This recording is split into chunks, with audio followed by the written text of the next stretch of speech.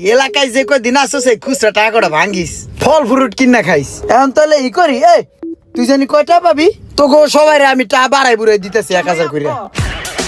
বন্ধু স্টপ, শোন তুই আমার বন্ধু মানুষ, টাকা কয়টা পামু দেওয়া লাগবো না। তোর কাকাই যে বিষয়গুলো আনছে ওখানতে আমার লাগে একটা ব্যবস্থা হইব নি। আমার মনে হয়েছে আমি পদে নিয়ে হয়ে যাই, বিদেশে ছিল। আমারও টাকার দরকার নাই, ও বিদেশ গেলে আমি কি চায়ের দোকানে বয়ে থাকবো নি? কাকাই কইছে ভালো মানুষের ভিসা দিতে, তোরা দূরে যে খেসর অল্প কটা টেল লিগে যেই ধরুন রে দিছিলি, তোরা এত টেয়া তো বিদেশ যাইতে পারবি? বন্ধু ওই কথা মনে করে আর কষ্ট দিস না, থাক তোর টাকা পয়সা যা লাগে আমি আমিও দিব, আমিও।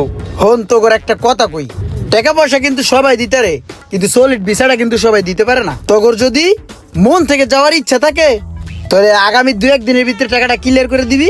আগামী সপ্তাহে আমার লগে যাবে, একসাথে আমরা বুরুজ খলিফার 40 তলায় থাকবো, মজা করবো মন বইবে, বুঝছিস নাই? তাহলে হাত মিলা থাক, তাহলে টাকা ম্যানেজ কর।